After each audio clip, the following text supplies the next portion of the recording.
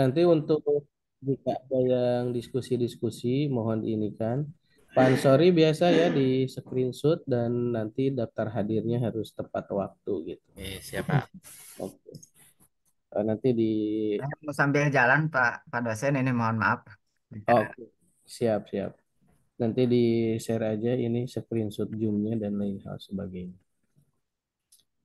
Saya mungkin di sini akan apa menambahkan ya terakhir Ini kan ada untuk nanti kalau ada pelajaran. diskusi dengan materi-materi tema yang lain silakan nanti kita diskusikan ya. Kita sampai jam berapa Pak? Yang lebih. Sampai siang siap, Pak. Ini jadwalnya jam berapa? Sembilan. Saya lupa lagi nih. Berapa Pak Jena? Jam 9 Pak. Jam 9. 9.15 kayaknya, Pak. Ah, 9. Jam 9.30. 9.30 ya. Ya, bentar.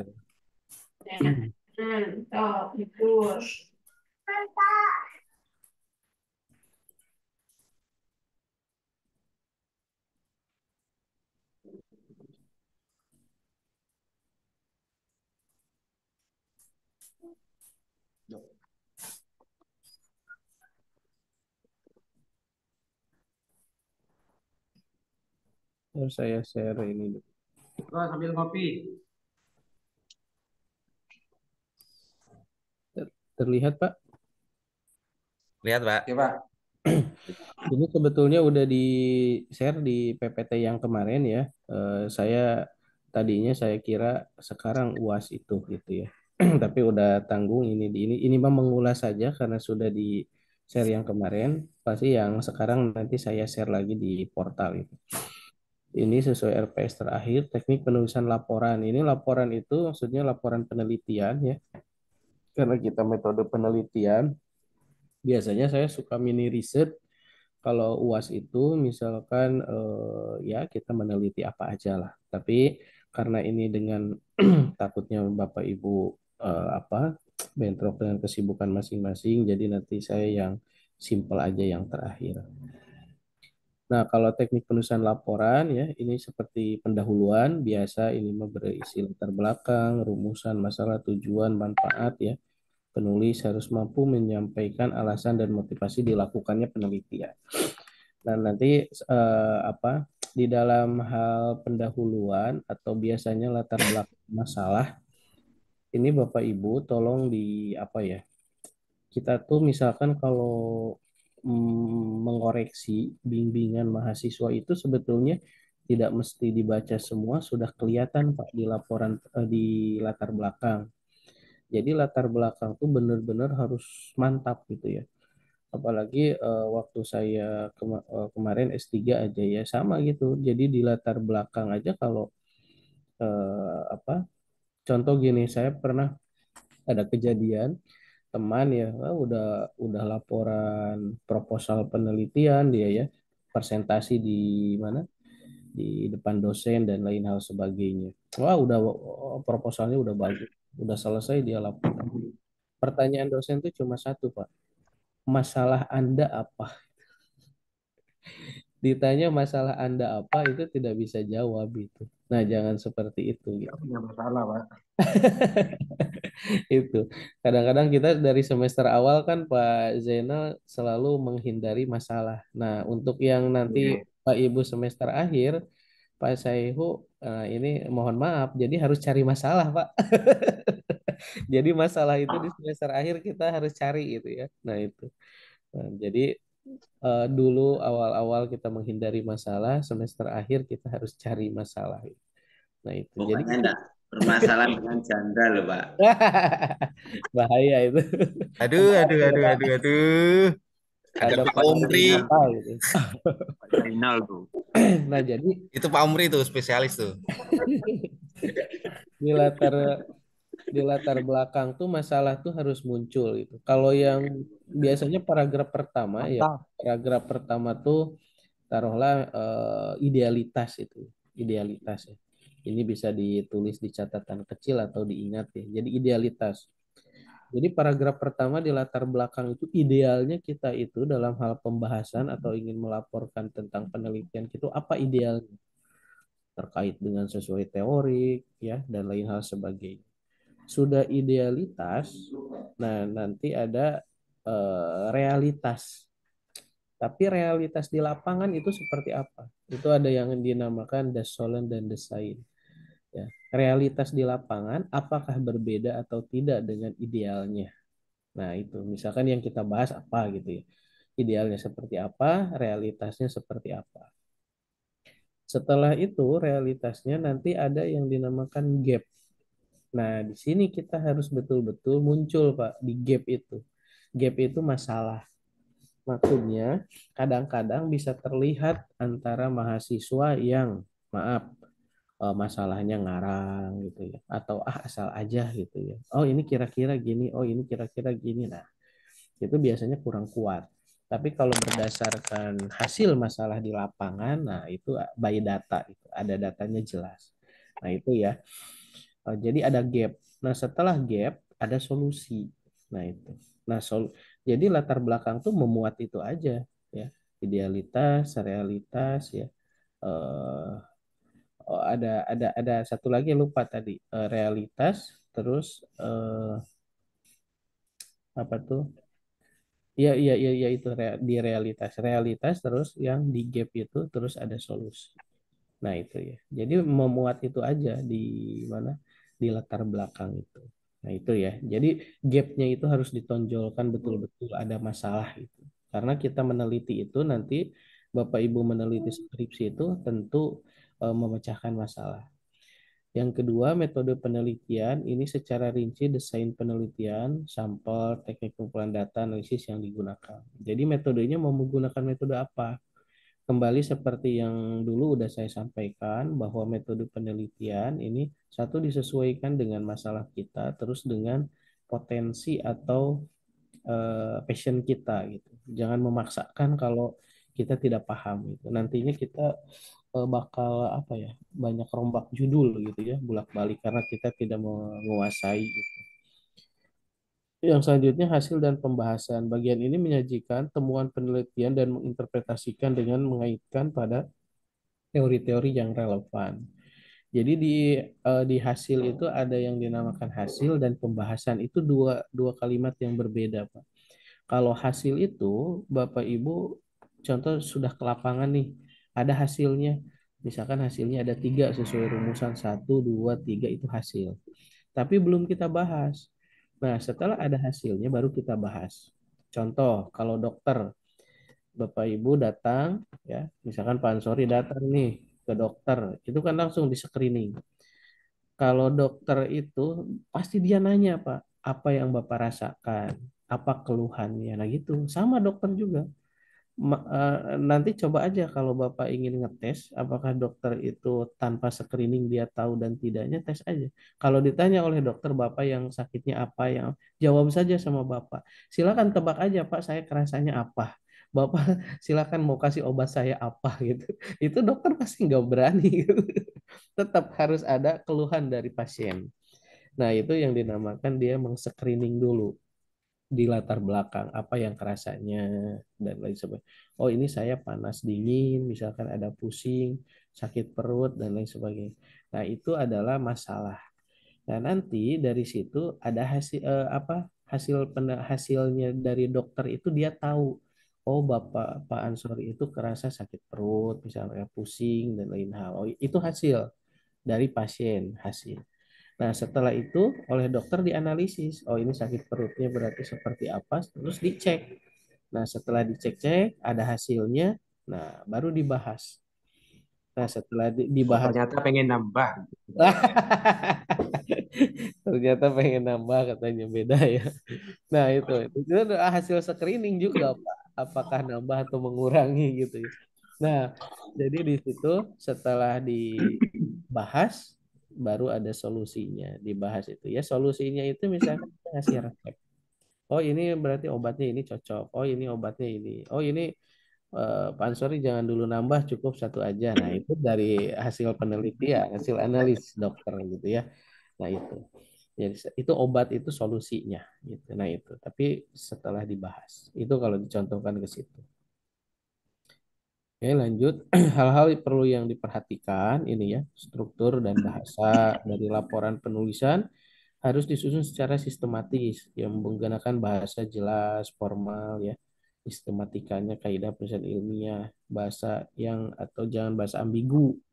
Nah, dari bahasa-bahasa penelitian tuh kan ada hindari Pak kata-kata.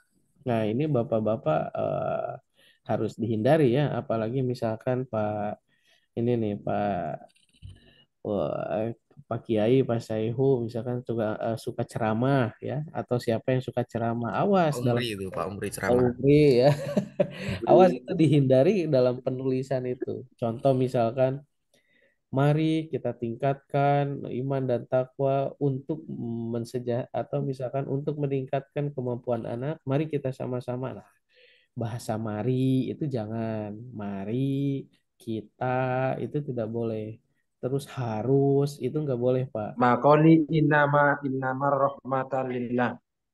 Apa tuh Pak? Nah gitu ya, jadi Makoli itu Pak. nah itu jadi Katanya-katanya. katanya nggak boleh. Makola makola itu ya, jadi kata itu jadi harus berdasarkan penguat kita, ada teorinya. Mari kita jadi harus, nah harus juga nggak boleh Pak. Dalam jadi dalam laporan penelitian atau artikel atau skripsi itu semacam kita itu seperti nanti hasilnya itu kalau kita masuk ke mana apa ya, ke restoran itu ibaratnya menu lah gitu, solusi gitu ya. Menu ini untuk apa ya, makan yang enak yang ini, ini yang biasa, ini makanan ringan, ini snack dan lain-lainnya. Itu pendatang yang menentukan. Jadi kita juga nanti itu tuh pembaca yang menentukan. Jadi bahasa-bahasa harus itu kan sepertinya yang wajib gitu. Jadi kalau tidak dilaksanakan sepertinya disiksa gitu ya. Nah itu. Jadi jangan kata ada harus ya. Pokoknya bahasa-bahasanya yang ilmiah gitu ya, jangan ambigu. Kualitas data sama itu yang digunakan akurat, relevan ya, prosedur yang valid. Penulisan harus mampu menjelaskan proses pengumpulan data, memastikan bahwa data itu dapat dipercaya. Nah, itu kualitas data juga sama. Kalau Bapak ke lapangan, nah itu harus betul-betul di random, Pak, kalau meneliti itu ya. Maksudnya di random itu, misalkan kita meneliti di lembaga guru atau siswa, itu jangan sama semuanya, karakteristiknya, latar belakangnya itu di random supaya apa? Kualitas data kita itu benar-benar terpercaya. Jadi kualitasnya itu terlihat gitu. Jadi dari berbagai latar belakang hasilnya beda-beda. Nah, seperti apa setelah kita menggunakan metode A misalkan, hasilnya seperti apa? Etika penelitian di sini dengan menjunjung tinggi etika, menghormati hak partisipan, menjaga kerahasiaan data, menghindari data plagiarisme. Nah, sebetulnya, tapi ini gimana nanti dosen pembimbing masing-masing ya dan kesediaan di kampus. Itu kalau kita meneliti atau menggunakan angket atau wawancara, itu si data siapa? Partisipan atau data yang kita teliti itu namanya harus disamarkan, Pak. Seperti di kasus-kasus TV ya, di televisi. Nama saya katakanlah Mawar gitu ya. ABCD gitu. Jadi jangan nama saya sebenarnya. Kalau tapi biasanya kebanyakan guru-guru itu ya, kalau itu nama siswanya itu ditulis aja nama siswanya. Padahal dalam etika penelitian harus dirahasiakan. Misalkan namanya Andi ya, Rini atau Linda atau siapa. Itu harus diinikan, harus dirahasiakan. Contohnya misalkan udah ada siswa satu, jadi S1, S2, S3, S4 terus sampai jumlah mahasiswa. Ada yang gitu. Tapi kalau misalkan nanti dosennya ya tidak apa-apa apa ya ikuti aja. Intinya supaya kita lancar, aman lah tahap bimbingan itu. Cuma ini dalam hal ketika pening. Kenapa harus dirahasiakan? Kadang-kadang ada seperti gini, Pak. Kita kan nggak tahu ya, Pak, nasib seseorang dan lain hal sebagainya. Si anak itu waktu kita teliti, taruhlah prestasinya merosot, semangat belajarnya jelek, dan lain hal segala macamnya jelek lah. Taruhlah seperti itu. Nah, waktu kita teliti si anak itu tuh jelek. Kita tuangkan dalam skripsi kita. Tapi nanti berapa tahun kemudian si anak itu ngajar lagi di situ, misalkan di sekolah itu. Pas baca skripsi bapak yang ada di lemari perpustakaan atau ada di internet, dia tidak nerima. Nah, tidak dirahasiakan apa ya dalam dalam artian kemampuannya atau latar belakang. Nah, itu kita bisa kena. Sekarang banyak yang seperti itu. Seperti plagiarisme. Ada salah satu kampus kalau Bapak tahu ya, dia ingin menyalonkan rektor, wah sudah konsentrasi rektor itu. Pemilihan kalau di UIN kan alot ya, sama seperti pemilihan presiden. Jadi apa ingin jadi rektor tuh wah betul-betul lah. Nah, ternyata oleh lawan politiknya itu dicari Pak kelemahan-kelemahan kandidatnya. Ada salah satu kandidat yang kuat, saya lupa lagi kampusnya ya, walaupun saya ingat tidak akan saya sebutkan lah. Tapi kalau Bapak tahu ya kita sama-sama tahu aja. Itu di kampus negeri. Nah, si rektor ini ternyata pernah dia membuat tesis atau karya ilmiah, dia mengutip salah satu tulisan jadi salah satu tulisan mahasiswa S1 dikutip oleh profesor itu pada waktu dia meneliti. Tapi profesor itu tidak mencantumkan nama mahasiswanya. Nah, itu sama aja dengan plagiarisme gitu ya, plagiat gitu. Tapi dicantum di situ dihajar habis-habisan, Pak. Akhirnya dia tidak bisa mengikuti kontestasi politik pemilihan rektor dan gelar profesornya dicabut gitu Pak. Nah, seperti itu. Itu kan berapa puluh tahun kemudian ketahuannya gitu. Kita kan nasib seseorang nggak ada yang tahu ya ke depannya seperti apa. Nah, itu sebetulnya dalam hal penelitian menghindari hal-hal seperti itu. Gitu. Itu ya. Yang selanjutnya analisis data kuantitatif. Nah, di sini ada statistik deskriptif, uji hipotesis, analisis regresi, analisis faktor gitu ya. Analisis statistik digunakan untuk mendeskripsikan nanti data-data yang udah disestatistikan, misalkan hasil statistiknya ada, nah itu harus kita narasikan. Jadi angka-angka itu harus kita terjemahkan, jangan hanya angka-angka aja selesai, enggak. Tetap harus dideskripsikan. Bisa naik misalkan motivasi siswa dalam mata pelajaran PAI itu dengan metode debat contohnya. Kenapa bisa meningkat? Misalkan 50%, nah 50% itu kenapa? Jelaskan 50% di situ seperti apa. Uji hipotesis mengetahui apakah terdapat perbedaan yang signifikan antara dua atau lebih kelompok atau variabel berdasarkan data sampel. Nah, jadi hipotesis itu kita uji. Ingat ya Pak, Bu ya, hipotesis itu adalah kesimpulan sementara. Jadi Bapak Ibu meneliti skripsi nanti atau penelitian itu ada hipotesisnya kalau yang kuantitatif. Contoh, eh, pengaruh penggunaan metode debat dalam meningkatkan motor. Nah, hipotesisnya adalah dengan menggunakan metode debat dalam pembelajaran PAI itu siswa itu motivasinya jadi meningkat gitu. Tapi nanti ke depannya setelah diteliti, oh ternyata menurun hasilnya. Nah, hipotesis yang awalnya meningkat tapi beda dengan hasil penelitian dan kesimpulan berbeda, itu tidak usah dirubah. Udah hipotesis, kenapa tidak usah dirubah? Karena itu kesimpulan sementara. Gitu. Kalau pengamat itu analisis lah gitu. Kalau ada yang beda ya nggak bisa dirubah gitu. Itu hanya pengamatan. Nah itu. Jadi kita tetap yang terpenting itu antara naik dan tidaknya, meningkat dan tidak meningkatnya. Hasil Bapak Ibu itu jangan dimanipulasi gitu. Ah, ini takut sekolahnya marah ke saya atau kepala sekolah marah, udah saya naik yang aja jadi meningkat aja data-data siswanya atau motivasi belajar siswanya jadi bagus semua, nggak boleh gitu. Kita seadanya aja. Yang terpenting alasannya jelas itu. Jadi kenapa menurun? Nah, alasannya ada. Itu yang terpenting.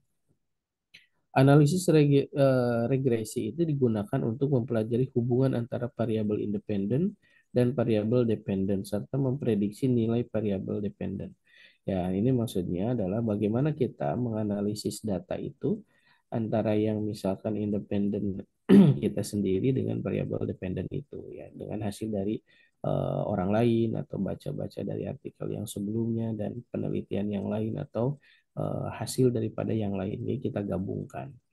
Analisis faktor untuk mengidentifikasi faktor yang mendasari suatu fenomena dan ketentuan kontribusi masing-masing faktor. Nah, jadi faktor apa aja? Siapa yang misalkan diwawancara? Kepala sekolah, guru, siswa, misalkan tendiknya. Nah, itu faktor-faktor itu.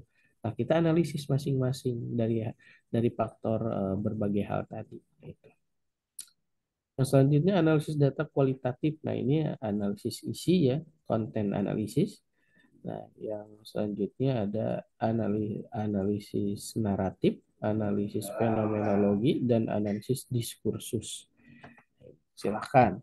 Eh, Kita kalau nanti data kualitatif mau analisisnya seperti apa? Itu disesuaikan aja seperti kata saya ya. Jadi untuk hal-hal semacam itu harus disesuaikan. Ya, analisis isi bagaimana ya kita apa analisis isi daripada hasil wawancara atau dokumen atau observasi. Naratif berfokus pada cerita pengalaman, sudut pandang partisipan untuk memahami makna konteks. Nah, dari berbagai cerita pengalaman sama kita juga masukkan jadi data. Jadi kita analisis. Fenomenologi itu memahami makna pengalaman hidup partisipan dan mengeksplorasi esensi dari fenomena yang diteliti. Biasanya fenomenologi ini suka digunakan oleh sosiolog dan lain hal sebagainya. Kalau kita itu skripsi ya hanya sebatas tugas aja ya, kadang 3 bulan atau 6 bulan selesai. Orang kalau di disertasi lamanya ya kita kasih waktu 1 tahun gitu ya, kadang 1 tahun lebih itu meneliti. Orang Barat itu sampai-sampai kalau menggunakan analisis fenomenologi dia ingin melihat kehidupan orang Papua, ya mereka tinggal di Papua. Terus mereka betul-betul apa ya sampai ada yang nikah dengan orang sana, sampai saking ingin mendalami betul-betul hasil penelitiannya maksimal. Analisis diskursus menelaah bagaimana bahasa dan wacana digunakan untuk membentuk realitas sosial, kekuasaan, identitas. Nah, ini. Visualisasi data. Nah, ini ya. Ada grafik dan diagram, itu bisa peta dan infografis. Visualisasi interaktif. Nah, ini hanya untuk visualisasi di dalam di dalam skripsi Bapak Ibu semuanya, ya. Kadang-kadang ada peta, ada apa itu untuk menggambarkan itu saja. Tidak akan saya ini kan karena itu hanya bentuknya itu. Nah, etika dalam penelitian. Ketika dalam penelitian ini tadi udah dibahas ya, ya menghormati hak partisipan, menjaga integritas ilmiah,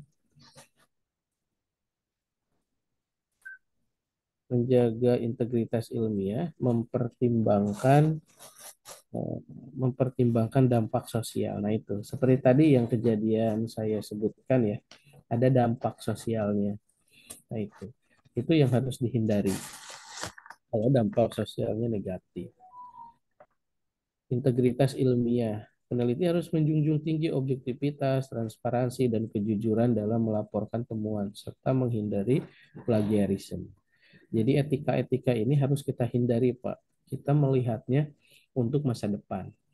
Kita kan nggak tahu ya, barangkali ya di sini ada alumni PJJ yang jadi menteri atau jadi presiden gitu ya. Amin. Siapa tahu, alhamdulillah gitu ya. Nah itu. Jadi dalam hal penelitian nanti kita jujur aja kalau kita mengutip dari siapa, yang terpenting adalah cantumkan rujukannya, itu yang terpenting gitu ya. Menghormati hak partisipan seperti tadi ya.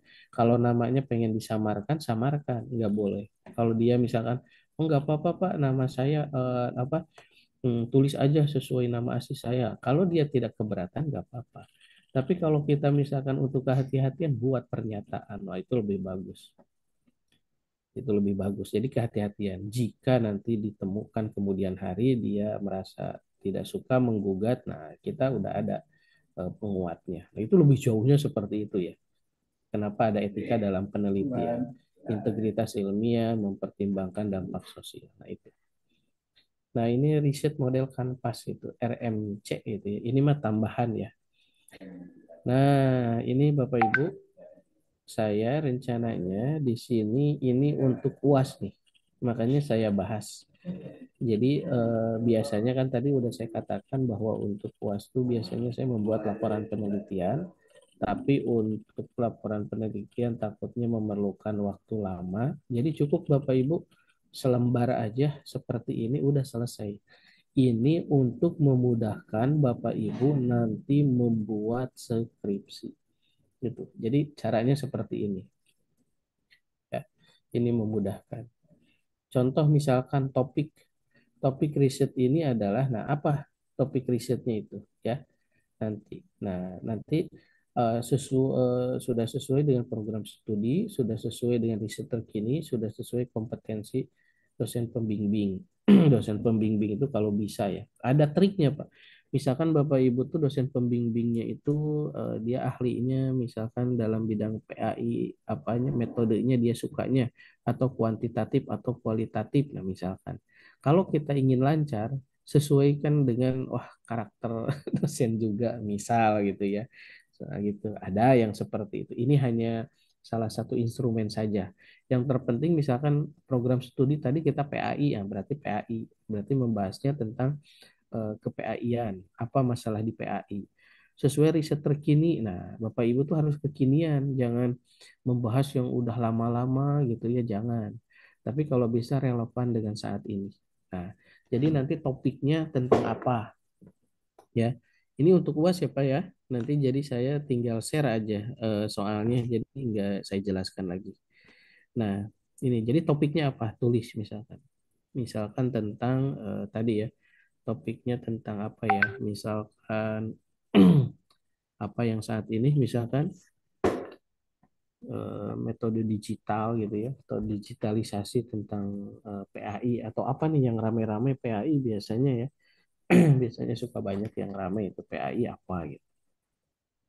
Yang kedua, masalahnya di mana? Riset ini berdasarkan pada masalah fenomena gap ya, masalah atau riset gap problem statementnya apa? Masalahnya apa?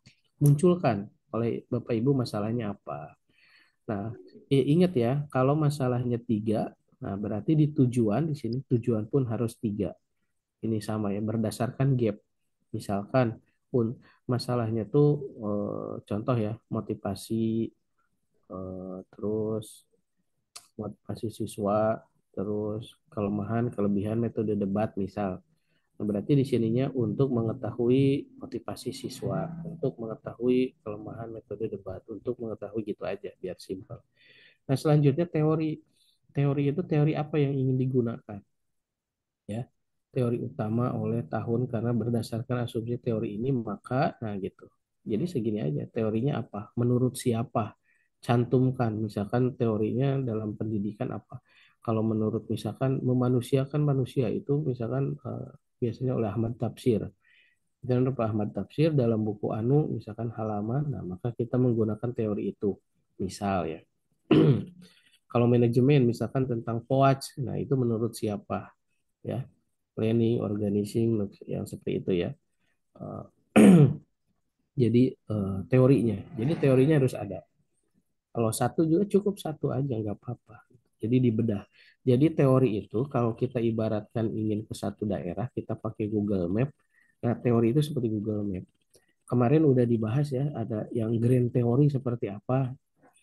Kalau nggak salah di kelompok ini atau bukan ya, saya lupa lagi. Yang di grup membahas grand teori itu. Nah, itu ya. Jadi grand theory, middle theory, applied theory. Itu biasanya di S3, Pak. Ada grand theory besarnya apa? Applied middle theory yang tengah-tengahnya yang menggunakan teori itu kurun waktu tengah itu middle itu applied theory atau teori yang teknis yang saat ini itu apa. Tapi kita S1 enggak berbicara itu, cukup yang teori aja satu. Apa teori yang Bapak gunakan? Kebaruan riset ini memiliki organelitas berupa dan hasil riset akan menjadi apa itu ya, sebagai kontribusi yang baru apa. Kebaruan itu kita bisa menemukan kebaruan kalau Bapak Ibu itu apa sering membaca artikel orang lain atau skripsi yang lain. Untuk apa? Untuk perbandingan. itu dinamakan. Nanti kita bisa memunculkan kebaruan. Contoh, misalkan skripsi yang lain mah menggunakan metode debat itu misalkan ya tentang teknisnya menggunakan metode debat. Nah, gitu. Contoh. Nah, kalau kita tetap masih menggunakan metode debat, tapi misalkan kita dampak sosialnya. Nah, gitu. Dampak sosialnya apa? Ya, ada misalkan yang kalah jadi minder atau apa-apalah gitu ya, yang menang jadi sombong misal gitu. Nah, jadi ada beda kalau yang misalkan skripsi terdahulu atau peneliti dahulu hanya mengulas metode debat saja, kalau kita itu dampak sosialnya dari debat. Contoh itu. Nah, itu. Metodenya ini berdasarkan pertanyaan, riset, dan lain hal ya. Metodenya mau apa tadi? Udah kita bahas kan kualitatif, kuantitatif, atau PTK, atau apa gitu ya. Atau kuantitatif deskriptif, atau kualitatif dokumen gitu. Kalau kualitatif dokumen itu kita analisis buku misalkan. Baik. Nah, maka judul Bapak Ibu silakan munculkan di sini dari hasil yang di atas tadi. Misalkan judul risetnya dari tadi topiknya misalkan tentang PAI, motivasi, misal metode debat, misal contoh ya. Nah, itu. Masalahnya tadi ada udah disebutkan di sini-sini, maka judulnya adalah pengaruh atau misalkan eh, misal kalau PTK, misalnya di sini metodenya PTK berarti upaya meningkatkan motivasi belajar siswa dalam mata kuliah dalam mata pelajaran PAI dengan menggunakan metode debat. Nah, PTK penelitian tindakan kelas di kelas 4 MI Pangkalan Kabupaten Cirebon contoh. Nah, udah jadi judul. Itu dari hasil-hasil yang tadi. Itu aja. Terima kasih Bapak Ibu. Silakan kita diskusi jika ada yang ditanyakan dan lain sebagainya. Ini yang terakhir UAS ini cukup satu lembar aja seperti ini ya. Mau di landscape kan mau apa, tapi tabelnya seperti nanti saya share di ini di apa di portal juga. Nah, ini nanti Bapak Ibu kalau untuk intinya untuk gambaran nanti Bapak Ibu bikin apa judul skripsi ya. Jadi ini mas 1 hari juga selesai lah atau 2 hari. Nanti saya kasih waktu. Itu mungkin silakan Bapak Ibu kita diskusikan sama-sama. Terima kasih. Bismillahirrahmanirrahim. Assalamualaikum warahmatullahi wabarakatuh. Waalaikumsalam warahmatullahi wabarakatuh. Silakan. Nanti mohon di screenshot ya yang tadi kita zoom dan di Ya Pak, saya mau tanya Pak, ya silakan.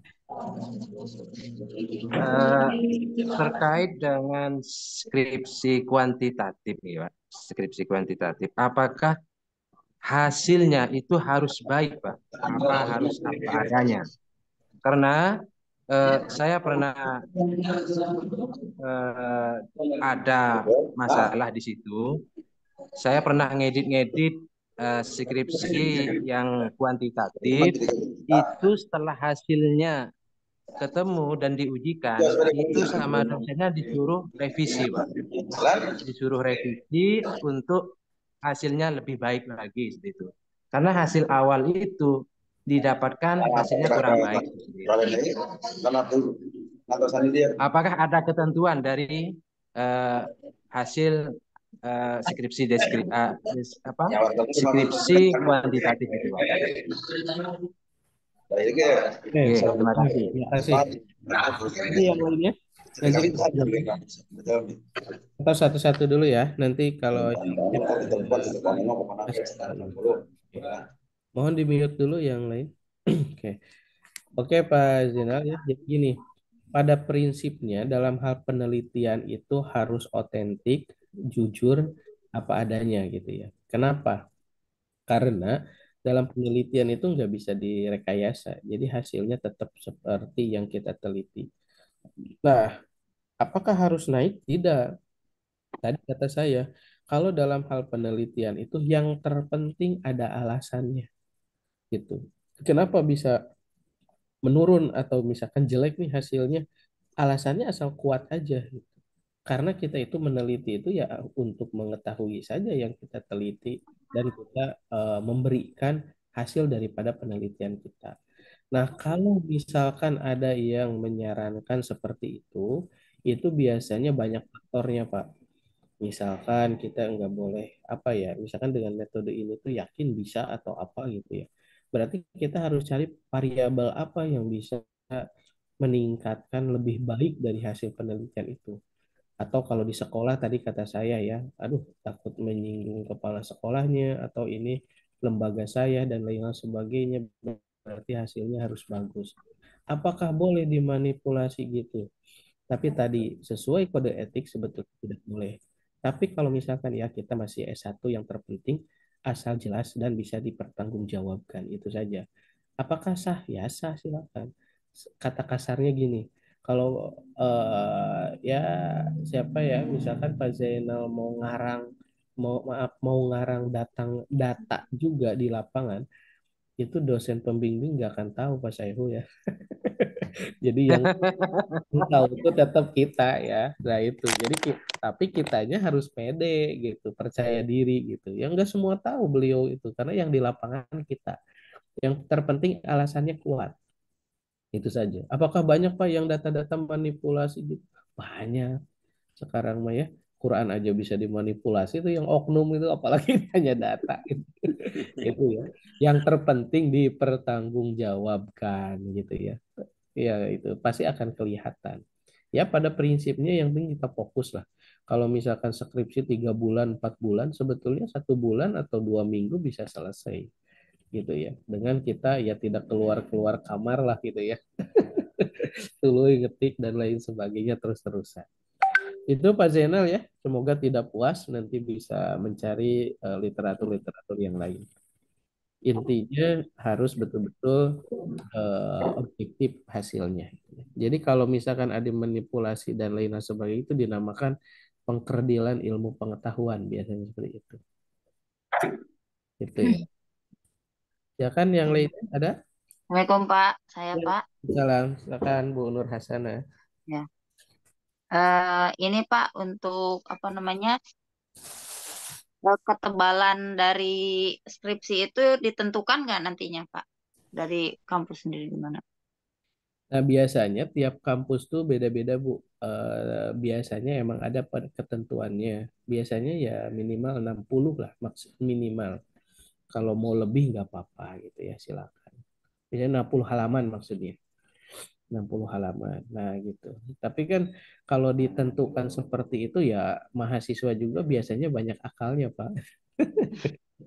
Saya pengalaman juga Bu ya waktu S3 itu kan kemarin dengan teman-teman ditentukan. Jadi S3 itu minimal 250 halaman. Pokoknya masalah teknis-teknis seperti itu nanti kalau ada ya pasti di IAIN juga ada ya di UIN itu ada. Itu jangan sampai kurang sedikit pun. Jadi batas minimal itu harus kita selamatkan. Kalau batas minimal halaman atau ketebalan itu kan tidak ditentukan isi dalam artian. Contoh gini, saya juga ketahuan sama dosen. Gini, wah ini jadi di teorinya itu saya dibanyakan itu pembahasan. Nah, di teori itu banyak masukan. Apa kata dosen itu, kata penguji itu? Ini kamu kayaknya ngakalin supaya masuk 250 halaman katanya gitu. Itu kita udah mentok Pak gitu ya. Bagaimana itu? Nah, akhirnya direvisi. Jadi di teori itu di bab 2 itu emang jangan banyak-banyak Pak. Bagusnya ya, Bapak Ibu, teori itu ada. Silakan dengan penguat-penguat apa teori-teori yang lain dari buku yang lain. Tapi yang lebih banyaknya itu harus di hasil pembahasan dan di hasil penelitian dan pembahasan. Harus di bab empatnya di situ. Itu yang harus lebih banyak, Pak. Jangan sebaliknya tadi. Kenapa emang bisa? Ya kalau enggak ketahuan silakan Bapak Ibu karena itu trik juga gitu. Tapi kalau ketahuan ya harus dirubah gitu gitu maksudnya. Kenapa hasil pembahasan dan penelitian itu? Karena kita kan di situ harus betul-betul mencurahkan tenaga pikiran kita gitu ya. Harus menganalisis gitu ya. Nah itu, jadi harus banyak di pembahasan. Tidak boleh sedikit-sedikit gitu. Bagusnya gitu. Intinya batas itu pasti ada, terus ikuti ya, jangan sampai kurang. Karena kalau batas itu biasanya paling simpel. Kalau prodi atau pembimbing penguji itu lihat udah sesuai buku panduan penulisan skripsi belum. Oh, batasannya segini, udah ketahuan kan. Ini halamannya. Jadi lebih lebih bagus. Itu ya, Bu Nur Hasanah. Ya, Pak. Kasih. Ada lagi? Saya kira ini Pak. Assalamualaikum. Waalaikumsalam. Silakan siapa? Eh, Bapak kemarin kan kita ada tugas ya di UNES itu ada bikin rumusan masalah. Nanti kalau materi dan itunya kalau disamakan di sambungan dengan yang kemarin gimana Pak?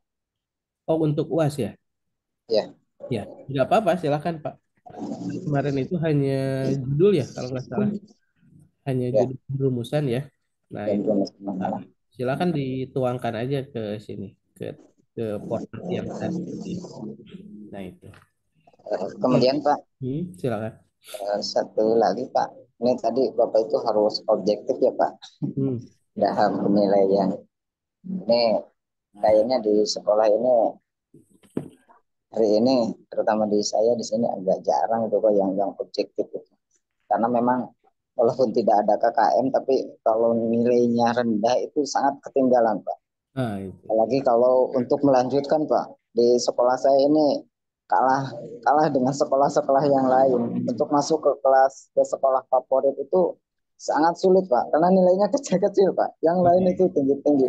Ini kan sangat berpengaruh sekali Pak. Jadi kalau hari ini di saya di sini kalau objektif itu agak sulit. Makanya ditekankan guru itu harus memberikan nilai itu sebagus mungkin karena memang tidak bisa anak-anak yang keluaran dari sekolah saya di sini ketinggalan Pak, tidak ada yang masuk ke kelas ke sekolah-sekolah favorit gitu Pak.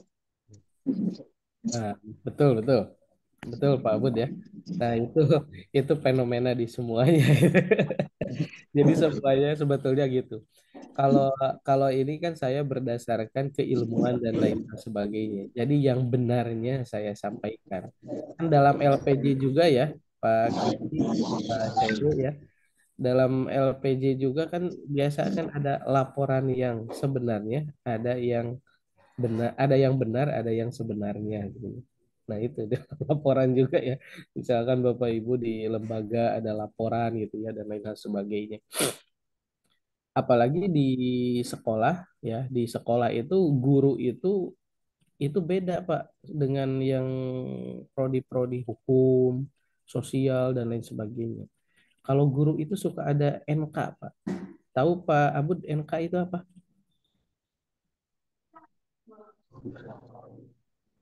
NK biasa. Kalau kita nilai itu ada NK Pak. NK itu adalah nilai kasihan gitu ya.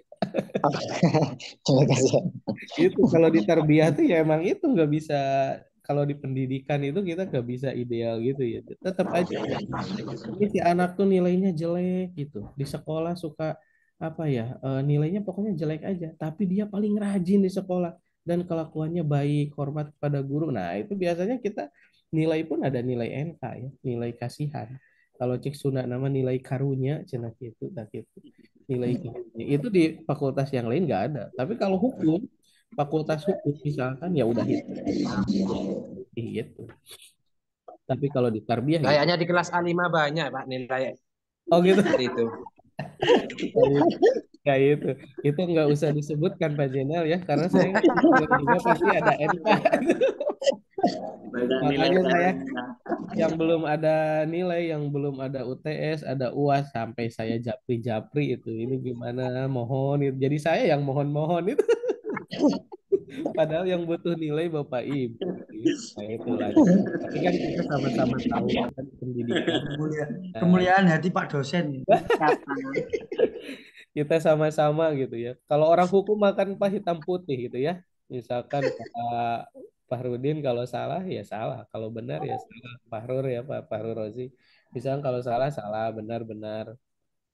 Coba misalkan kalau kita lihat waktu kasus di televisi yang nenek-nenek mencuri singkong atau kayu ya.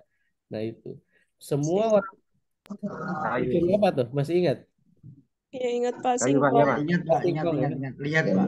Kayu, singkong, sendal ada Pak? Ah, ah. Kalau orang hukum itu ya pasti harus diadili, tetap hitam putih harus diadili, yang namanya mencuri mencuri. Tapi kan orang-orang terbiasa seperti kita itu protes itu enggak kemanusiaan dan lain sebagainya. Ada anak yang sampai menggugat ibunya, melaporkan, diadili ibunya. Orang terbiasa itu kita kasihan, Pak. Enggak tega sampai seperti itu. Tapi orang hukum ya mereka harus memproses gitu. Nah gitulah ya. Apalagi Pak Kiai ya, Pak Sehu itu kan dalam Qurannya ada ya. Apalah ta'angkilun, masa nggak bisa diakalin. Itu bercanda ya, bukan arti sebenarnya. Awas Pak Itu ketawa dalil, nanti. itu dalil kantor itu untuk Pak Disen, Pak Disen, orang gitu ya. Anda aja bisa diakalin masa masa nilai gak bisa diakalin. Ah, gitu. Mantap Pak Sayo. Betul. Itu masalah keduniaan lah ya gitu. Pokoknya semuanya ta'angkilun. Itu Bapak Ibu ya, intinya kita harus sama-sama lah. Berarti ini berapa semester lagi nih kuliah? Maaf Pak, ini Ya, silakan. sedikit saya karena masih lulungu ya. Ya, dulu. Ya. Ini yang beri ini yang beri Pak Disen Ya, ini. pengamatan atau penelitian ini ya judulnya saya kasih judul amat ini Pak ya. Kalau amatnya itu nanti amatnya amat bagus itu bisa apa namanya selamat. Kalau amatnya amat jelek itu bisa jadi kiamat ya. Jadi artinya berdasar hasil kiamat ya masa pengamatan gitu Pak atau penelitian ya. Ya. Berapa persen itu Pak antara penelitian dengan apa namanya tambahannya gitu Pak? Kira-kira skripsi itu berapa persen lah? Maksudnya tambahan apanya, Pak? Misalnya ya antara fakta dengan tadi itu katanya kalau bisa diakalin gimana lah gitu. Iya. Kira-kira. Ya. Nah, karena apa ya? Sebetulnya itu ya rahasia perusahaan ya, Pak ya. Ya, jadi tapi ini Pak Kiai Umri mancing-mancing terus. Tapi ini masih samanya tua-tua Pak gitu lah. Di antara kita aja ya, jangan ada dusta di antara kita. Jadi sebetulnya gitu ya, tadi kata poinnya, kalau dosen pembimbing itu di lapangan dia tidak akan tahu. Itu yang ke satu. Jadi data-data itu kalaupun dimanipulasi atau apa, itu tidak masalah. Yang terpenting konsisten, Pak. Konsisten, ingat. Jadi maaf ya, misalkan dalam bahasa kasarnya cik sunat teh mah ngabohong gitu kudu konsisten gitu. Kalau pertama ngebohong kesananya harus sama gitu. Seperti diakreditasi kan ya Pak. Kan dulu zamannya Borang gitu ya, ngebohong dan ngarang gitu. Banyak lah ya gitu. Nah itu. Jadi tapi harus sama konsisten gitu. Jadi itu dalam penulisan karya ilmiah itu yang paling apa ya maksudnya sensitivitasnya tinggi itu konsisten. Maksudnya gini, kalau data awalnya salah, kesananya sampai salah pun nggak apa-apa. Yang terpenting hasilnya ada gitu. Kalau misalnya datanya contoh ya, datanya tuh -1 misal gitu. Jadi sampai akhir pun kita ngebahasnya -1 itu gitu. Jangan sampai pertama -1, nanti tengah-tengah ternyata ada -2. Oh, kesananya jadi -3 gitu. Misal gitu. Nah, itu udah berbeda, tidak konsisten. Contoh penulisan nama aja. Contoh nih, simpel ya penulisan nama. Bapak misalkan meneliti tentang guyonan Kiai Haji Abdurrahman Wahid dalam relevansinya dengan pendidikan agama Islam saat ini. Contoh, penulisan nama misalkan latar belakang Kiai Haji Abdurrahman Wahid. Di bab 2, bab 3 ada tulisannya Gus Dur gitu. Bab 4 itu Gus Dur semua. Kesimpulan namanya Gus Dur. Nah, itu salah. Jadi harus konsisten. Kalau pertamanya mau namanya Abdurrahman Wahid sampai selesai gitu maksudnya. Tapi kalau misalkan jelaskan dulu namanya misalkan Kiai Haji Abdurrahman Wahid, tapi nanti nama beliau itu jadi Gus Dur. Nah, itu disebutkan. Jadi kesananya Gus Dur semua. Nah, itu contohnya. Jadi konsisten. Nah, dalam tadi berapa persen yang ideal dan tidak ideal misalkan, yang ideal dan semuanya juga tadi kan apalah takilun itu bisa semuanya gitu. Jadi enggak data sebenarnya semua juga bisa. Yang terpenting tadi konsisten. Nah, hasilnya juga sama. Nah, emang sesuai yang saya sampaikan ya, skripsi yang baik yang selesai gitu. Bukan yang bagus apa segala macam karena semuanya pasti ada kekurangan Pak. Bapak Ibu jangan melihatnya aduh ini saya ingin sempurna nih, aduh ini kurang ini kalau kita melihatnya kesempurnaan itu nggak akan sidang-sidang Pak gitu ya, pasti aja ada kekurangannya. Coba nanti cek teman Bapak Ibu yang sempurna itu di sidang itu pasti dikoreksi juga, padahal kita udah ada dosen pembimbingnya gitu. Nah, Kenapa? itu masalahnya, Pak. Nah Itu itu. masalahnya, itu sidangnya itu, Pak. Iya, karena Kan setiap dosen beda-beda pemikiran gitu, Pak. Jadi wajar gitu. Jadi maksudnya benar skripsi yang baik yang selesai aja, jangan di apa ya, jangan. Tapi ya sempurna bagus gitu. Cuma kan kita butuh target gitu. Itu Pak Umri ya. ya, ya, biasanya kan sidang itu, Pak, mencari sebab serta mencari alasan gitu, Pak ya. Nah, betul. Jadi suka Asik. mencari-cari kesalahan itu, Pak. Iya, iya, Itu iya. masalah. Kata lagu jadulnya Pak Umri. Iya, iya. Nah, jadi kalau gini, dalam kalau nanti kita sidang itu kita paparkan, kalau misalkan ditanya alasan, kita perkuat alasan kita, ya, sebutkan alasan-alasannya, perkuat dengan argumen hasil penelitian kita. Terakhir, kalau masih disalahkan oleh misalkan penguji, nah kita jangan ngeyel, Pak. Udah aja. Terima kasih Prof. Akan saya perbaiki kesalahan saya. Terima kasih masukannya. Selanjutnya akan saya perbaiki. Aman gitu nilai. Daripada kita ngotot ngelawan. Itu profesor juga kan nggak mau kalah, Pak.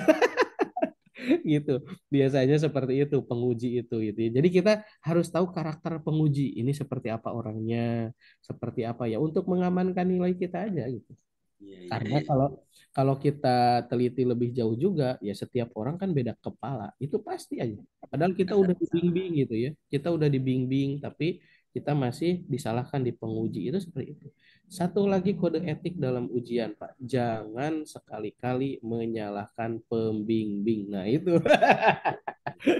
Misalkan nih, misalkan Pak Kiai ya, misalkan, oh itu saya juga inginnya seperti itu Pak, tapi kata pembimbing ini harus gini, ini pembimbing satu gini, pembimbing dua gini, apalagi menyudutkan itu nggak boleh Pak.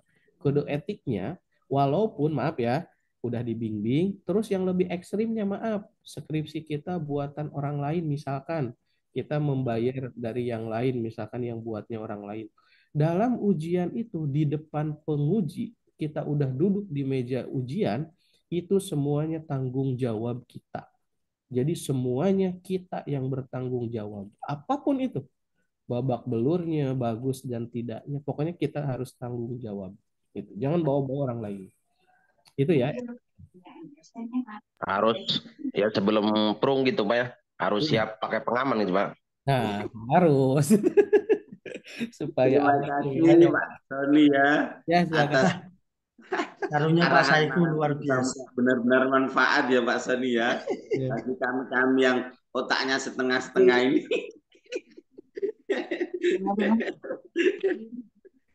Oke. Percaya yang terpenting itu ya etika-etika itu jalankan. Silakan Pak Jeffrey Den mau ini. Jadi melek ini, Pak. Tapi izin sholat subuh dulu, Pak. Waduh. Ya, dulu nih. Aduh. Jadi bukan sholat duha ya, sholat subuh Pak. Karena di Makkah, Pak. Oh iya ya, sedang di sana ya, lupa saya. Cuma Jadi istrinya 4 jam nggak ya. jaga. Wah ini kuotanya nyedot ini, kuotanya. Katanya punya anak umur seminggu itu tadi. Oh gitu. Iya. Silakan Pak, jika ada yang bertanya, Pak Jeffrey. Ya Pak, Ya. Ini Pak, tadi kan Pak sampaikan idealitas itu kan kunci latar belakang penelitian. Apakah latar belakang itu kita lihat di lokasinya dulu, lokasi penelitiannya dulu, baru kita membuat latar belakang atau latar belakang dulu baru timbul lokasinya yang kita tuju. Mohon jelaskan Pak. Oke. Kalau yang bagusnya Pak, kita ke lapangan dulu jadi kita tahu permasalahannya. Nah itu. Jadi dalam latar belakang masalah yang harus dimunculkan lebih kuat itu ya, lebih kuat lah. Lebih kuat itu di gapnya, di masalahnya. Jadi kadang-kadang kalau kita enggak ke lokasi, enggak tahu masalah yang sebenarnya, nah kita ngarang bebas aja. Oh ini menurut kita, oh ini nih sekolah ini masalahnya ini di Karang gitu misalkan. Itu beda Pak kerasanya Pak. Itu akan beda. Beda dengan Bapak ke lokasi dulu atau di Bapak ngajar, itu banyak masalah nih dengan siswa. Nah, lalu kita naikkan menjadi judul penelitian misal. Itu lebih kuat. Pokoknya semuanya dalam latar belakang masalah itu harus lebih ditonjolkan, diperkuatnya itu adalah gapnya, masalahnya. Kalau idealitas, idealitas itu kan semacam teori gitu ya. Ya idealitas itu idealnya. Maaf contoh misalkan. Apa dalam Al-Qur'an itu negara itu harus apa Pak? Baldatun Thayyibatun Batun warabun Robun Robun Gofurun. ghafur. Itu ideal dalam Al-Qur'an ya. Ideal dalam Al-Qur'an gitu. Negara itu. Tapi kenyataannya kan kita rasakan sendiri. Nah, itu maksudnya. Nah, itu. Jadi kalau ideal itu mau Bapak ngutipnya misalkan dalam Al-Qur'an, dalam hadis, atau dalam teori yang lain itu silahkan. Seperti apa gitu ya. Nah, tapi di situ kan masih ada masalah gap. Kenapa idealnya seperti itu tapi beda? Contoh, inna sholata tanha anil fahsai wal munkar. Itu idealnya, Pak.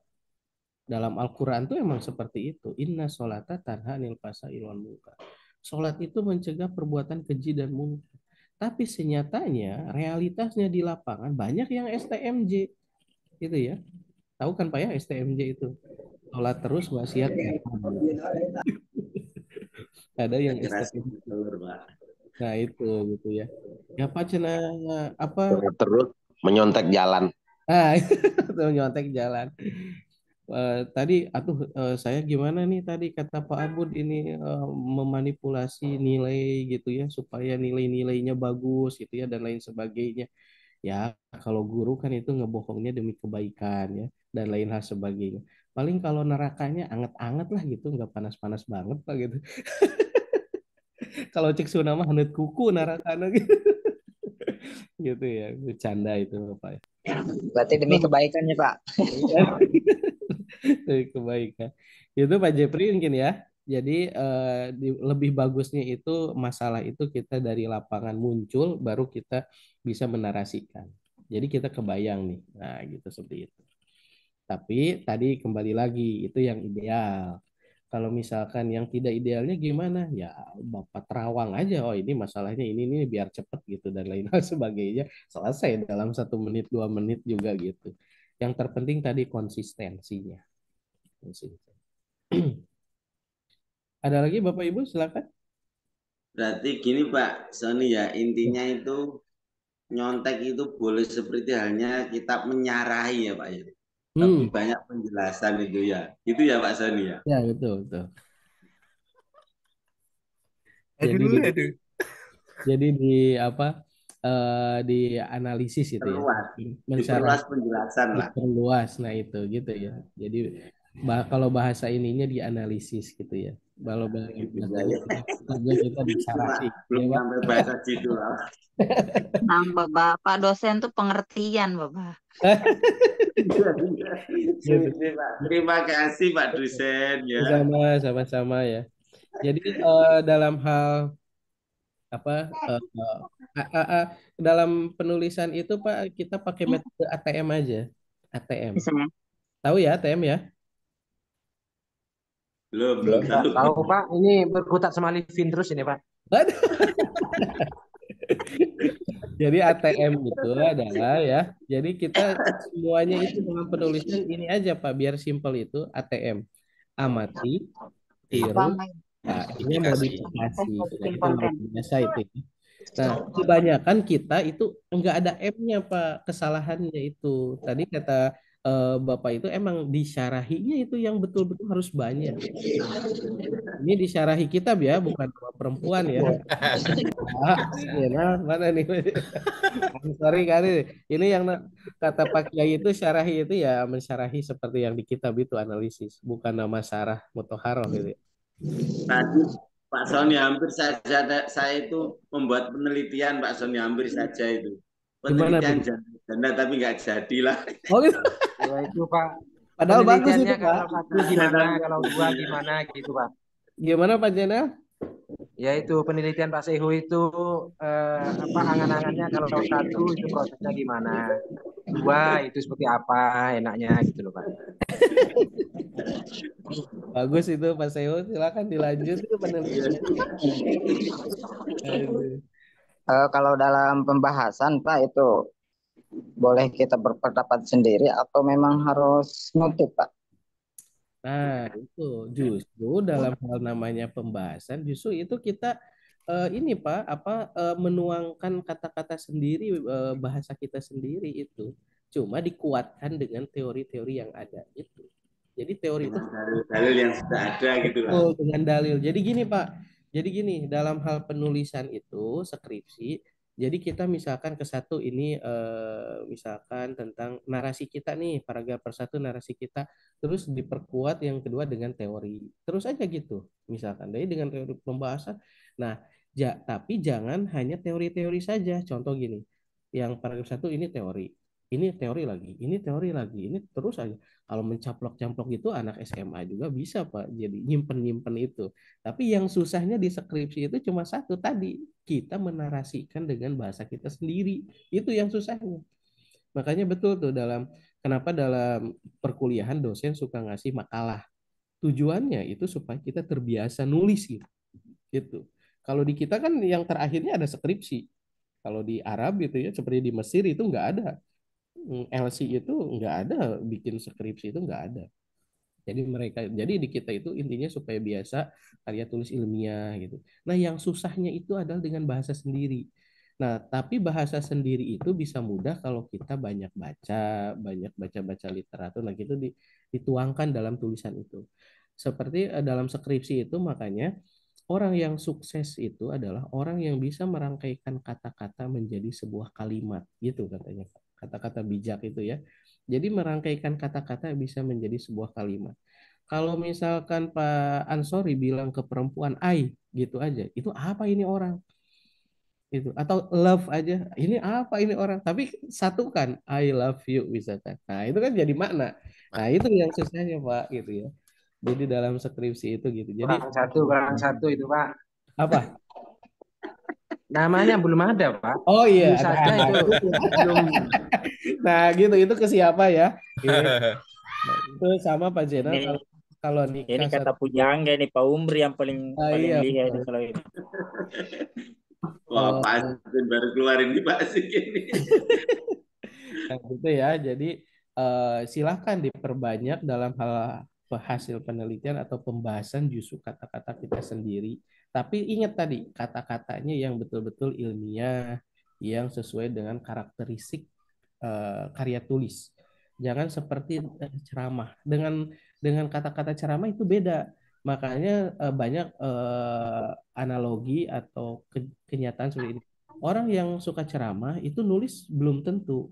Tapi orang yang bisa nulis juga belum tentu bisa ceramah itu.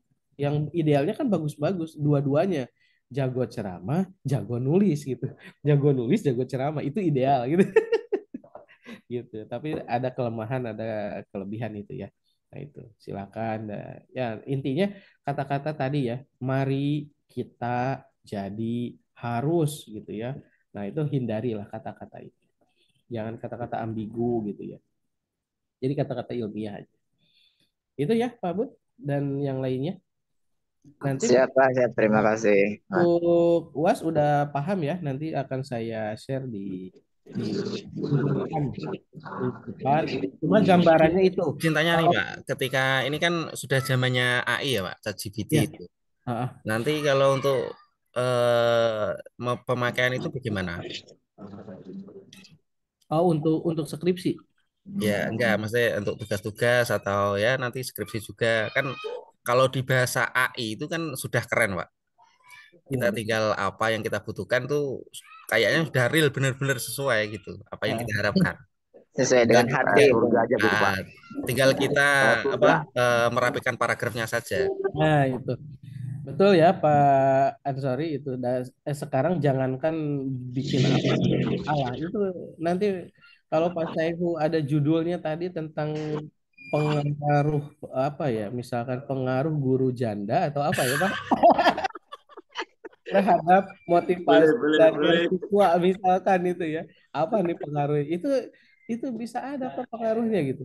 Nah maksudnya apa, masukan ke AI itu Bapak ingin buat skripsi apa itu udah jadi berat semuanya Ya. sumbernya itu udah ada. Heeh. Pak Pak Ansori ya, intinya kita tadi lah semuanya itu kita gunakan pakai metode ATM aja, amati tiru modifikasi. Jadi jangan apa kata bahasa ini plek triplek seperti itu ya, harus ada dimodifikasi lagi gitu ya, silakan. Karena kalau AI itu emang udah jadi ya semuanya, kalau makalah kalau apa itu udah jadi. Tapi kadang-kadang kita sumbernya itu, nah itu kadang-kadang kurang kurang diperjelas di AI itu ada kelemahannya gitu ya. Tapi kalau bisa kita perjelas lagi dengan sumber-sumber. Kalau misalkan ada yang ini, nah tapi kan kita nggak melihat sumber aslinya gitu. Kadang-kadang kita ragu atau apa. Kalau yang baru ini anu Pak, Sider Sider AI itu sudah langsung ada referensinya, Pak. Oh sudah langsung ya? Langsung ada, cari referensinya langsung keluar semua. Nah Kita itu, tinggal apa cross check terus nah nanti itu. kutipan-kutipannya itu sudah keluar semua. Nah, itu bagus. Cuma maksud saya kita juga harus menguatkan dengan yang tadi sumber aslinya. Misalkan itu udah ada di sumbernya. Nanti Bapak tinggal cross check aja di sumber aslinya benar enggak. Oh, kalau misalkan udah benar, nah kan kita yakin gitu ya. Silakan digunakan Mas aja. Pak, hati-hati dengan penolakan Pak. Hati-hati. Aduh. Jangan Intinya salah dikasih ngomong. tahu, Pak.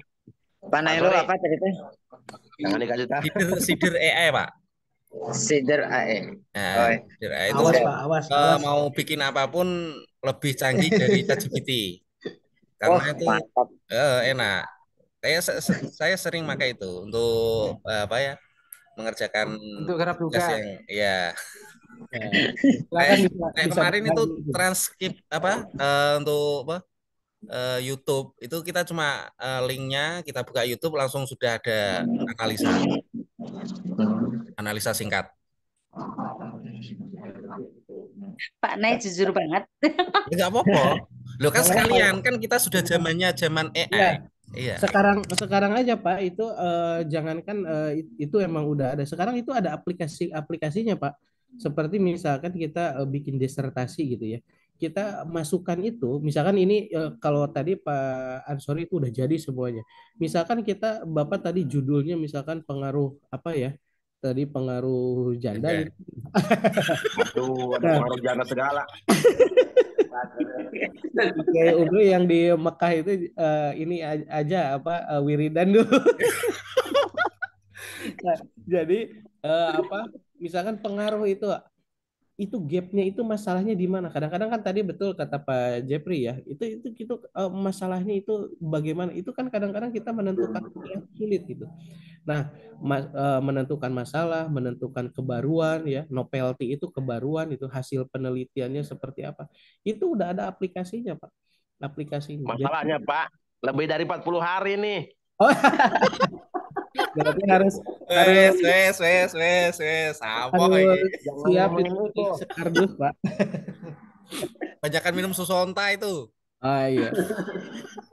Pak Kiai Umri, kalau laki-laki itu emang menjadi tulang punggung, apa menjadi tangan kanannya seorang perempuan.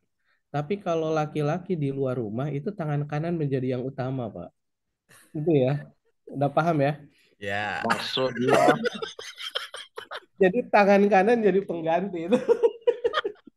aduh. Itulah. Lihat anak orang, lihat anak kita Pak ya. Lihat istri orang lupa. Oke. Itu ya Pak ya. Jadi silakan gunakan itu aplikasi-aplikasi itu untuk memudahkan kita gitu ya. Nah itu tidak apa-apa, silakan. Atau yang paling sulit itu atau yang gampang gini Pak. Misalkan tadi kita kan yang mensyarahi itu tadi kata Pak Kiai Syaihu emang itu tidak mudah juga. Tadi misalkan kata Pak Abud jadi pembahasan diperbanyak. Nah, misalkan kita ngutip nih Pak atau nyaplok punya orang, kata-katanya satu paragraf kita caplok. Nah, yang bagusnya di skripsi kita jangan tok seperti itu, tapi yang namanya harus ada parafrase. Nah, itu di parafrase. Di parafrasenya lagi apa? Dibedakan. Misalkan kalau pertama awalan dan gitu ya, akhirannya misalkan sukses misalkan itu dibedakan. Berarti kita harus ada misalkan oh yang awalan bahasa kita berarti tentang objeknya gitu ya. Jadi ada bedanya. Intinya di parafrase itu boleh. Parafrase juga Pak, itu ada aplikasinya. Biar Bapak nggak pusing.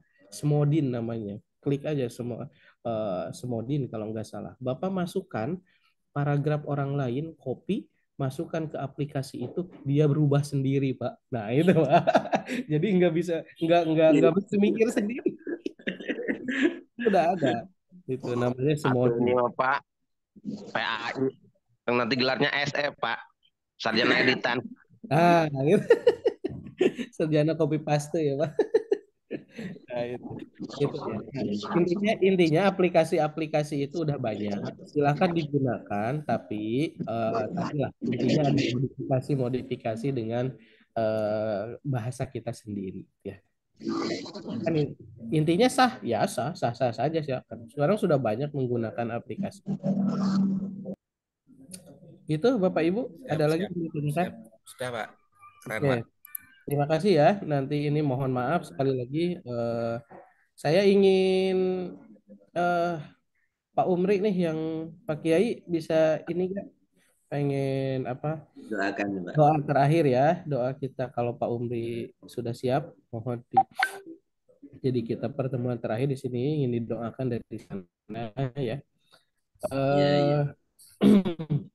Untuk UAS nanti minggu depan ya harus siap semuanya. Nah, intinya gambarannya seperti itu. Udah nanti saya share di PPT. Nanti tinggal dimaksimalkan seperti itu aja. Sekali lagi mohon maaf dari saya ya banyak kesalahan, banyak kekurangan. Sekali lagi mohon dimaafkan. Semoga semuanya sukses, lancar ya. Lulus tepat waktu. Amin, amin. Sehatkan semua. Baliknya Pak ya dari teman-teman ada kesalahan mohon dimaafin Pak ya. Nah, sama-sama. Saya senang lah di sini kita banyak bercanda-bercandanya gitu ya. Jadi ya, jangan terlalu serius. Hidup kita udah banyak masalah serius Pak itu. Jadi saya aja. Kalau kuliah dengan yang udah senior tuh enak, seneng gitu ya. Banyak ilmu, banyak pengalaman gitu ya. Cuma yang kasihan biasanya emang sukanya perempuan nih, ibu-ibu. Jadinya minoritas. Tapi kayaknya ibu-ibu udah pada paham nih semuanya karakter bapak-bapak ya Bu ya. Sudah kebal. Ibu-ibu bebannya sudah berat Pak. Kalau ditambahin berat lagi Aman ya, kasihan, Pak Bu Nurjana itu ya. Oke. Terima kasih semuanya. Nanti saya share. Intinya silakan dari sekarang dipersiapkan aja untuk UAS seperti itu ya, seperti yang PowerPoint terakhir tadi udah disebutkan. Oke. Ya, Pak. Mohon Pak Ansari ya di screenshot udah ya. Sudah Pak, sudah. Oke. Dan ngisi daftar hadirnya mohon tepat waktu ya. Silakan diisi. Untuk kekhidmatan mohon doa dari Pak Kiai Umri, waktu dan tempat dipersilakan. Itu masih waktu dan tempat Pak. Nanti yang berdoa waktu dan tempat Pak. Waktu dan tempat di virtual Zoom ya. Silakan Pak. Ya pesan aja sama teman-teman nanti kalau ada penilaian dosen ya jangan lupa dosen kita ini A+++ ya. Amin. Aduh, amin. Allahumma sholli ala sayyidina Muhammadin fil akhirin wa barik wa sallim ala rasulillah ajmain amin. Amin. Amin alhamdulillah. Amin ya ma'bud. Alhamdulillah ya rabbana lakal hamdu kama yanbaghi li jalali wajhikal karim wa 'azimi sultanik. Allahumma sholli ala sayyidina Muhammadin salatan tabtalana bi arifin wa tubaqihum bi abidin wa ala alihi wa sahbihi wasallim. Allahumma ja'alna hajan mabruran wa sa'yan mashkuran wa zamban maghfuran wa amalan salihan maqbulan wa tijaratan lam tabura. Allahumma aktub bis-salamat wal afiyata alaina wa ala abdikal hujjaj wal gujjaj wal muqimin wal musafirin wal alimin wal muta'alimin. Bidari barik ummati sayyidina Muhammadin sallallahu alaihi wasallam ajmain. Allahumma ja'al auladana wa dzurriyyatana wa talamidana min ahlil ilmi walil khair wa la tajal auladana wa iyyahum min ahli syarri dair. Allahumma ja'al jam'ana jam'an marhuma wa tafarruqan bari tafarruqan ma'suma. Allahumma inna nas'aluka husnal khatimah wa na'udzubika min syarril aqwasil khatimah. Rabbana hab lana min azwajina wa dzurriyyatina qurrata a'yun waj'alna lil muttaqina imama. Allahumma hasin maqasidana wa balligh murad khair. Rabbana atina fid dunya hasanatan wa fil akhirati hasanatan wa qina adzabannar. Wa sallallahu ala sayyidina Muhammadin nabiyil ummi wa ala alihi wasallam. Ifalika subhana rabbika rabbil izzati amma yasifun wa alhamdulillahi rabbil alamin. Mohon maaf. Amin. Amin. Terima kasih semuanya ya. Sekali lagi mohon maaf. Terima kasih Pak Umri atas ini kita semua ya. Libur Peter ya. Ini kita pertemuan terakhir ya. Intinya UASnya silakan dikerjakan aja dari sekarang karena udah kebayang lah ya dari yang tadi gitu ya. Jadi kalau udah nanti tinggal upload aja. Itu saja, sekali lagi mohon maaf segala kekurangannya, mohon dimaafkan. Sukses buat semuanya ya. Minimal wakil. Assalamualaikum warahmatullahi wabarakatuh. Waalaikumsalam. Waalaikumsalam.